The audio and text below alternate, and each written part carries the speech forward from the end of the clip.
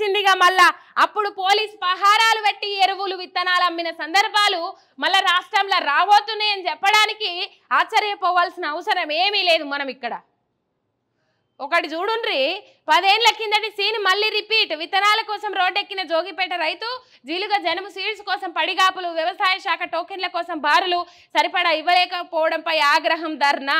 కేసీఆర్ పాలనలో ఏనాడు ఎరువుల కోసం రోడ్డెక్కని రైతులను మళ్ళీ ఇప్పుడు సమైక్య రాష్ట్రంలో రోజులు గుర్తిస్తున్నాయి. దశాబ్దం తర్వాత సంగారెడ్డి జిల్లా జోగిపేటలో విత్తనాల కోసం రైతులు బారులు తీరిండ్రు. సీడు కొరత కారణంగా మంగళవారం ఇలా లైన్ కట్టిండ్రు. ఆ లైన్లా ఇక వేచి చూసి ఏం చేయాలనో అర్థం కాక ఆఖరికి ఈ పరిస్థితి వచ్చింది.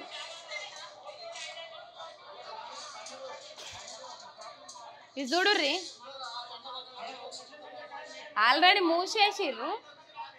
వెయిట్ చేసే వరకు లేవు విత్తనాలు, ఎరువులు లేవని చెప్పే వరకు రైతులకు బాధ అనిపించి అక్కడ ధర్నాకు దిగిండ్రు. ఏనాడన్నా పోయిన 10 ఏళ్లల్లా రైతన్నలకు ఇట్లాంటి కొరత కనబడ్డదా, ఇట్లాంటి సమస్య కనబడ్డదా? రైతన్నలు ధర్నాకు దిగిండ్రా?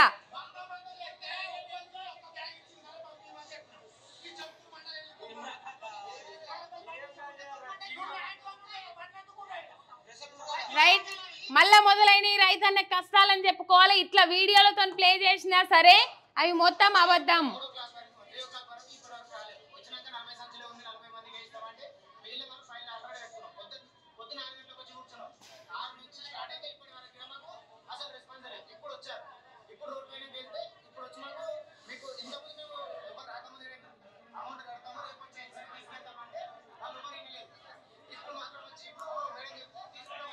ఇది పరిస్థితి.